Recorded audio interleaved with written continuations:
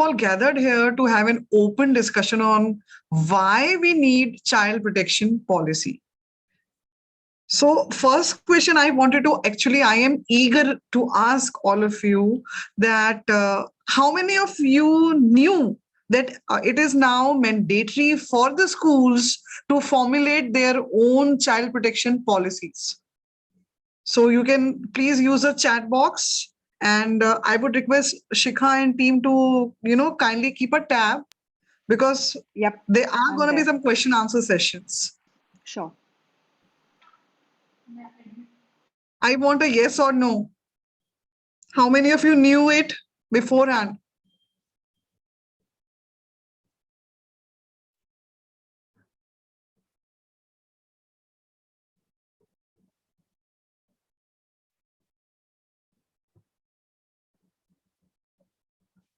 Seeing a lot of yes in the chat box.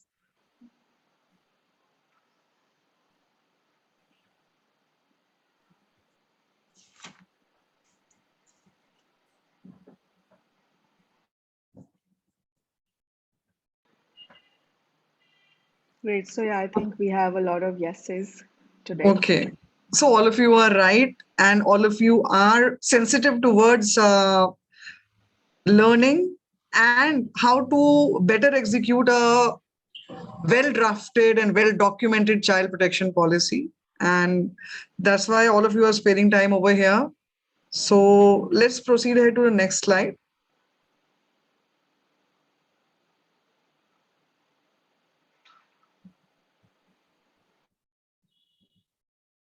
See, who made it mandatory?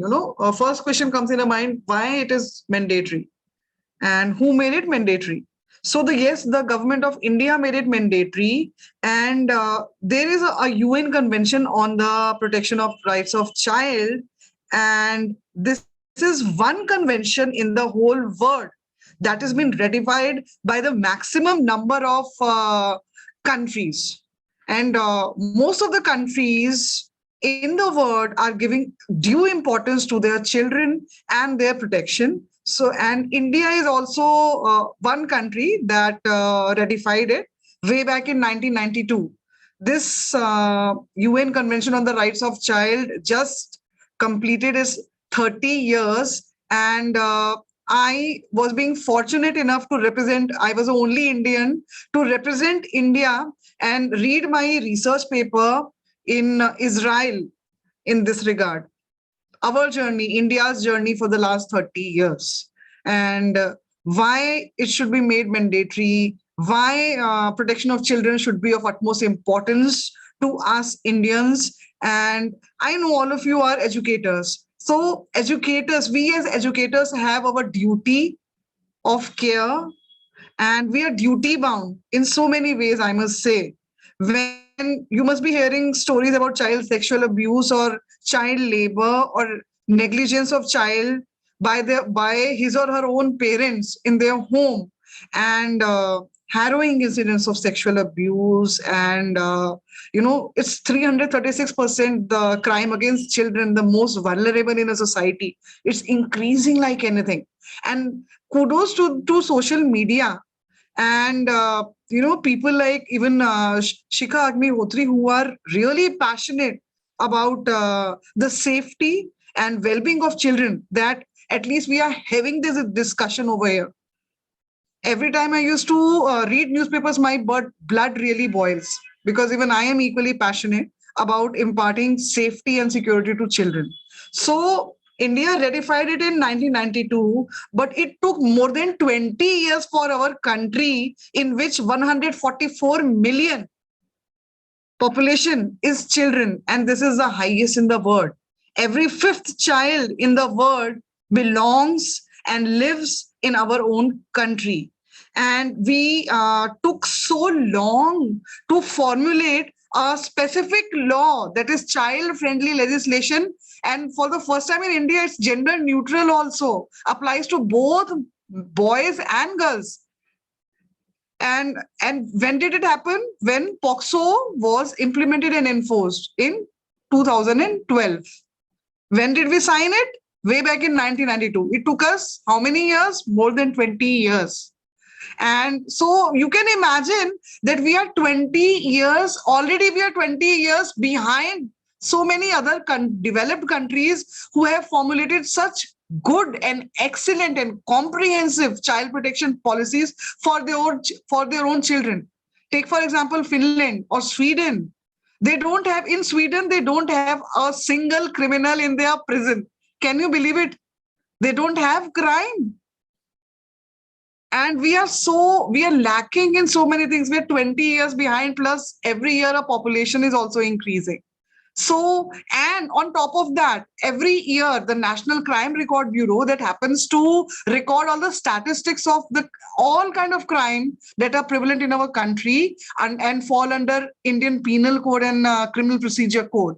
So every year they say that more than 90% of the people who sexually exploit and violate children are known to children. So, my dear participants, I would like to ask you that if people like us, we are passionate to empower children and to protect children, so where do we go? Where do we actually sensitize? Do we sensitize the abusive parents, or why not we sensitize the most sensible stakeholder when it comes to raising children, raising a child? And that is their teachers, their school, the school principal, because children spend their formative years as well as a significant part of their daily schedule in school. And that is why the importance of child protection policy. And I am sure now some of when with mass sensitization and with, every day any child being abused, this news spreading like wildfire on social media. So now the parents also are aware. Some of the parents, I'm saying, they are aware that, okay, things like this might happen. So these people are also scared that any incident can happen to a child, even in schools. And that's why many, parents, many concerned parents, when they will come to your school to get their child enrolled in your school, first they will see whether you have a child protection policy in place. What safeguards do you do for the security and safety of children? Do you have surveillance mechanisms? Do you have redressal mechanisms? Have you verified your school staff? So there are n number of things, and any parent has the right to ask it from the school authorities that how safe and secure environment they will provide to their child. So to save face, and now when if it's mandatory, so then all the schools who are prestigious schools and who have their websites, so even they are duty bound to have a child protection policy. So that's why it's very important. It's very integral to our schooling system. And that's why is the need that we should have open discussion. If any one of you disagrees with me or have a different point of view or perspective on this issue, then please, you are free to raise a question in the chat box, and we will take your case in the Q&A. And CPP will be of benefit to schools. Yes, it will definitely give a face to the school. It will actually give an edge to the school, because in your area, in your city, I am telling you, I'm sitting here in Agra. I am guaranteeing that only a handful of schools, maybe 10 to 12, are POCSO compliant. I am saying this after doing, imperative study in one particular region in which I surveyed 4,500 schools. And you will be shocked to, know that out of those 4,500 government schools, government aided schools, private schools, international schools, only 10 schools had counselors in their schools. So you can understand the plight, that how well we are actually following the UNCRC and how well we are in sync with our child protection policies in schools, when we don't even have a single counselor for say 1,000 students or how many students we have in a school, we don't have a psychologist. So schools still lack a lot of things. And if a school wants to, stand out from all the other schools, from all the other prestigious schools, then having a comprehensive child protection policy in place is the need of the hour and will actually take them ahead, and their rank will also improve, their marketability will also improve, and the more the merrier, more children will get enrolled in your schools. And in fact, the school is also going to do business. So if you come forward in a proactive way and formulate child protection policy and give due weightage and importance to child protection policies, so 50 more than 50% of the battle to please and impress the parents and giving a safe and secure environment to the students is won, and the rest goes to the teachings and academics and co-scholastic activities and the other facilities that you provide. So more than half of the work is done by simple formulating a sound, comprehensive, and all-inclusive child protection policies. And what are the school's responsibilities under child protection policies? Everything is going to be well documented. Once you have a procedure in place, till now, there was no policies or procedures or simple, the schools used to have their own values and value additions and the principles and used to follow that. But now it's going to be a uniform principle, and the one and the foremost principle that all of you must keep in mind when you want to formulate a good and effective child protection policy, and that is that always and always the best interest of the child must be taken into consideration. So when you do anything with this mindset, and for this mindset also you need open discussions with people, actually, with the activists like us, with the people like Shikha.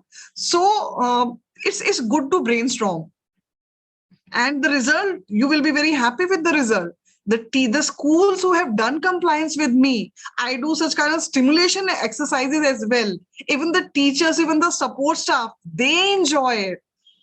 And God forbid, if any cases of abuse happens, they are the first one to report. They know what to do. In fact, even their students know what they have to do, because in the child protection policies, we have POCSO committees, and in POCSO committees, it's also mandatory to have student representatives. It's also mandatory to have parent representatives. So this is a very good blend of not only the school, the administration, the teachers, but the participation of children as well as their parents.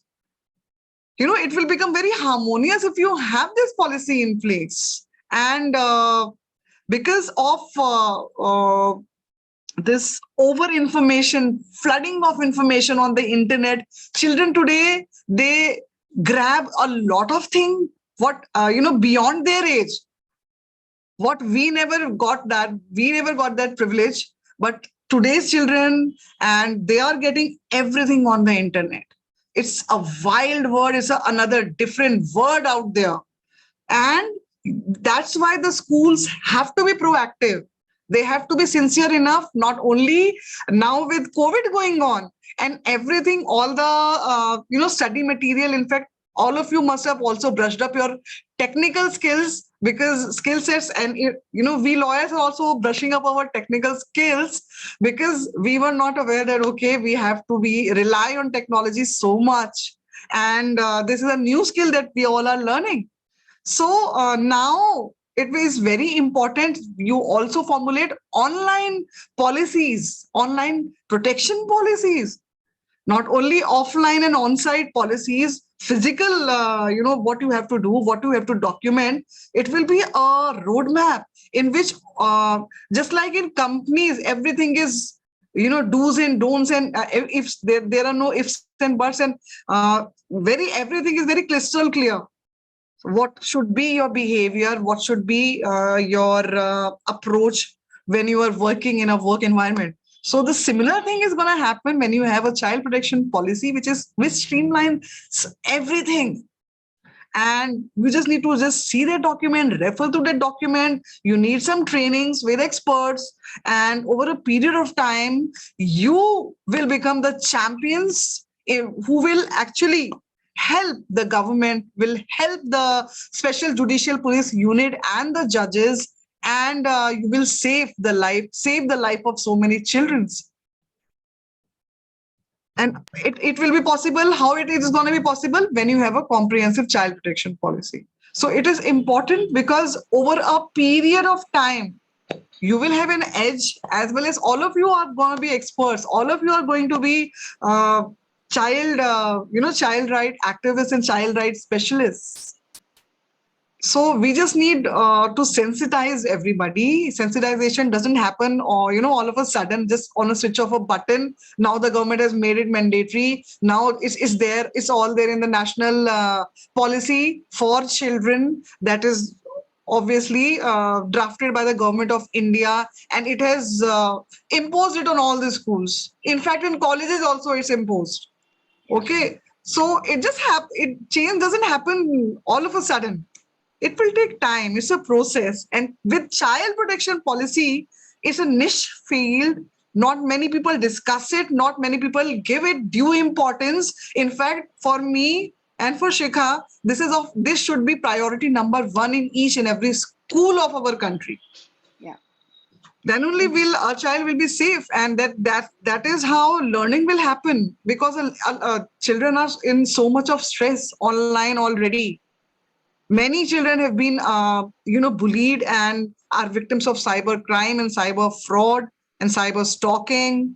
And there might be more happening.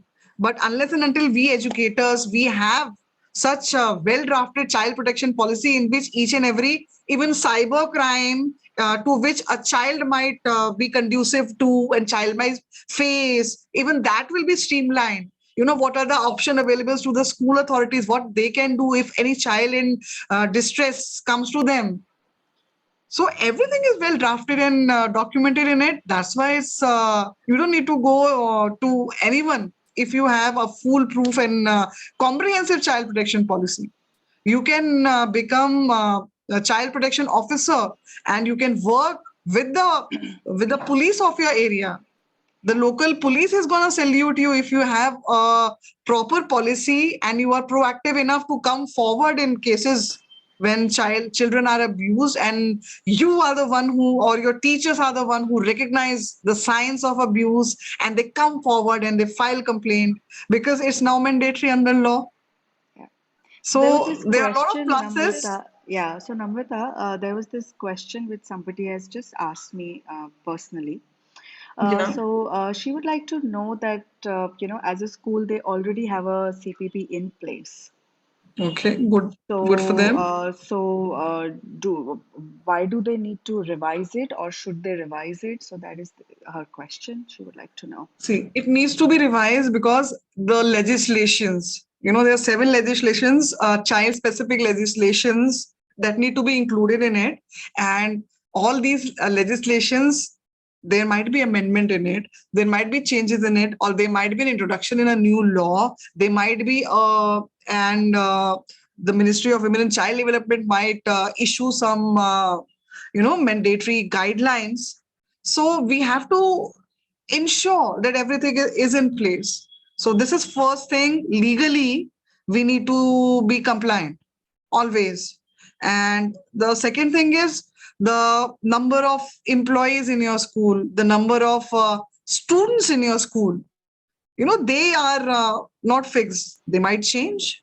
And also the committee members can be the permanent committee members. That system is gonna change. And there are many aspects. If we go into the depth of it, there are many aspects to it that need to be modified and reviewed periodically and annually at least, so that it is revised, it is renewed according to the policy that the government has made. Everything has to be in sync. Mhm. Mr. Singh and Shahnaz, we will come to your questions. I think we can go to the next slide where we are talking about, what is the role of child protection policy? What does it include, basically? And as a school, what are you supposed to do when we talk about a child protection policy? So this information is very, very important, where uh, it's going to be a checklist for you as a school. Do you have everything mentioned on this slide in place? Yeah, That's a big question mark. So we can go one by one. Namrata, maybe just talk about it. yeah, okay. Child protection policies role, number one role is it should aim to ensure special protection from all forms of abuse and exploitation, and this particular point is also mentioned in the Constitution of India. We call it the Bible of law. Everything governed through the Constitution of India. Even the Constitution of India has made provisions. There are specific sections, Article 15 and then Article 19, and there is another section, Article 39. I suppose, yeah, 39 part 4.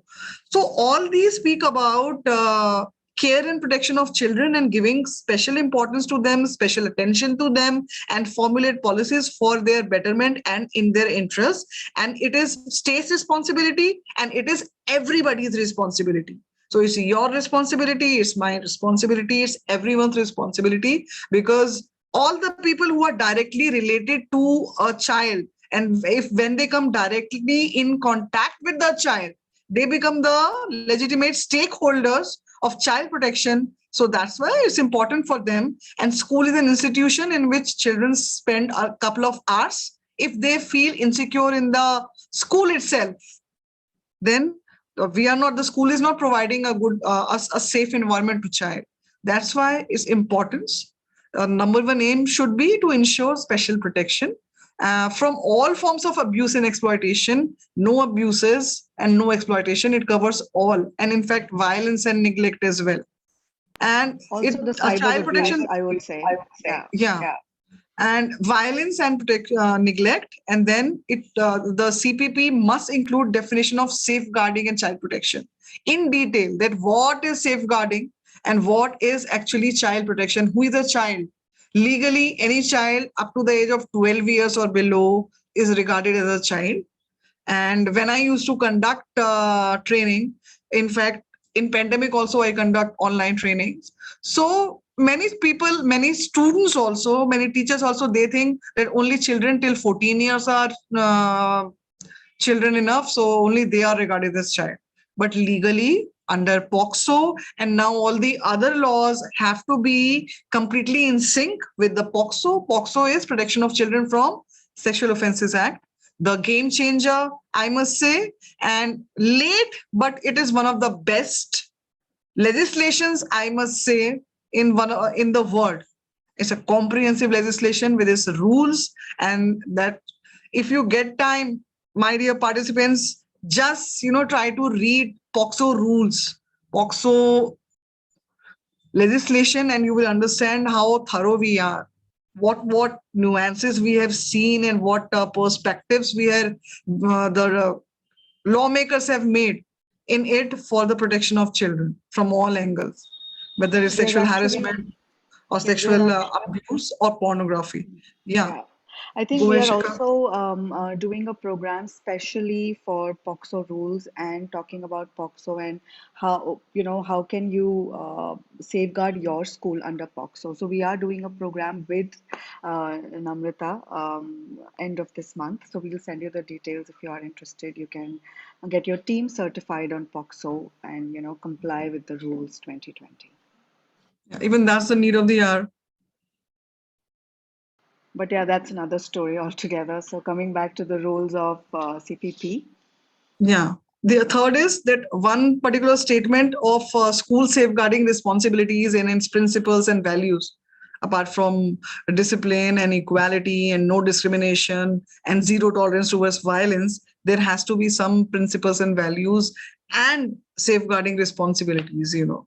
If a school has lower, this junior wing, what should be the treatment, and whether they have support of childcare provider there, whether they have a nurse.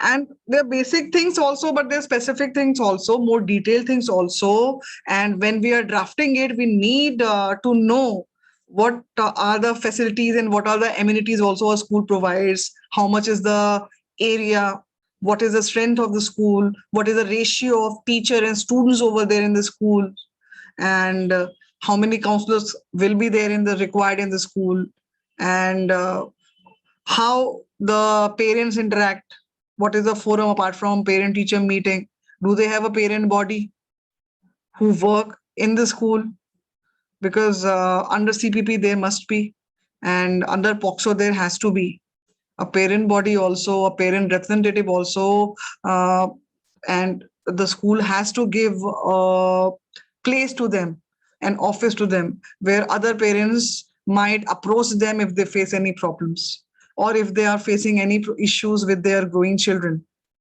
Because as children become teenagers, all of you are educators, you must be knowing how challenging it is for us to understand them at that in that phase. All of us have gone through that phase.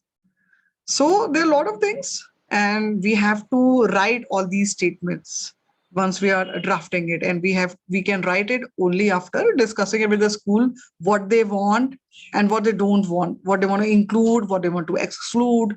Then we have to list all related policies and how these policies link together. For instance, we have anti-bullying policies or behavior norms in many organizations, in many companies, they have behavior protocols. So now with CPP and with the POXO rules, we ought to have behavior protocols not only for the management, for the teacher, for the support staff, but also for the students, how they need to behave. Now with sexual orientation, and with the recognition of third gender, and recognition of other genders also, other people of other sexual orientation also, and we being a progressive country in which inclusivity is going to be given a due weightage, it is also important for the schools to have such policies. Earlier, when we used to study in our schools homosexuality, people knew what is homosexuality, what was homosexuality, but nobody used to speak up in the public. But in school, at some particular point of time, a child, if he or she is facing any kind of changes in their sexuality, first signs are visible in the school. And that's why schools have to have very inclusive child protection policies, that these kind of children should not be bullied. These kind of children must be included. These kind of children, nobody should make fun of them. And they should be respected. They should be accepted. Now the society has to be that way, is very accepting and inclusive. And that is why it need to be streamlined. It need to be documented. And schools should be sensitized. Children might be, on the brink. So physical intervention is there, then anti-bullying is there, behavior I already told you, then safer recruitment, whether the police verification of everybody is done, every employee in your school, be it teacher or a support staff, police verification is a must. So whether that is in place. And I ask them, when I conduct my training sessions and when I draft CPPs, that do you know the phone numbers or the designations of your nearest police stations? Do you know who's posted there? Or do you know where to make a distress call? Everybody knows it's, some people still say 100. Now it is 112, but there are very few schools who say that there's a dedicated 24 hours child line, and that is 1098. Many schools don't know that. And this CPP, with CPP formation, not only the school, the teachers, but the students also will be made aware that when there is any emergency, even when they are not in school, what they are supposed to do, where they are supposed to call, because 112's responsibility has been delegated.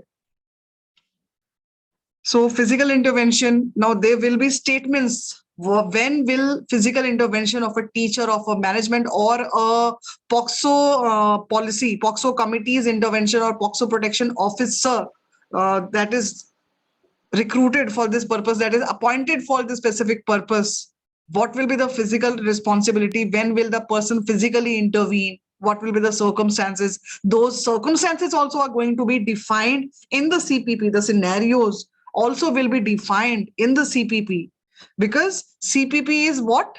Is preparing you for the worst. Worst, let's all hope and let's all wish and let's all pray that worst might not happen in your respective schools. But what if it happens? You don't need to cover it up.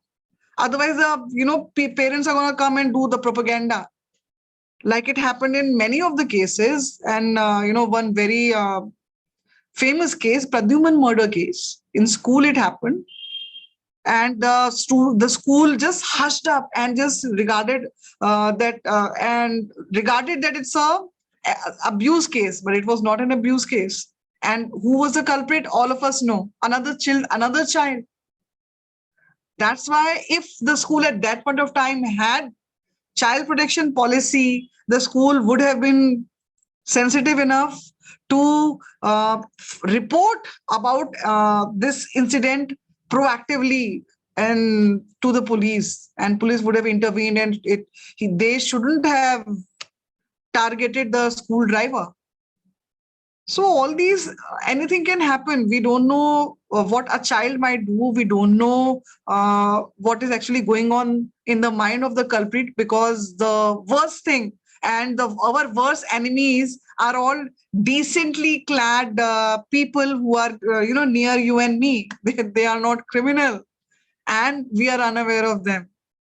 That's why it's very important that we have a streamlined CPP, which has all scenarios described, and scenario 1, 2, 3, 4, 5, like this we describe scenarios, and all these scenarios are also based on the real life cases that we deal, because we deal with child sexual abuse cases, and I'm working in this for now the past 18 years. So we have so many cases, so we can generalize what kind of cases can come. And if such kind of cases come, then what should be our approach? What should be the school's responsibility? What should be the school's role? And we will also highlight who are the officers in the police department or in your particular state, who are the members of the State Commission on the Protection of Child Rights. Even that need to be all included in the CPP. So Also we the must include, CWC, yeah, very important. And the CWC is Child Welfare Committee. So we must also include relevant protection legislation, child protection legislations in detail, and we'll simplify that. That's why the help of a lawyer is required, because we'll simplify law that even an educator, a teacher, and even students will understand, the parents will understand. We'll simplify it for you.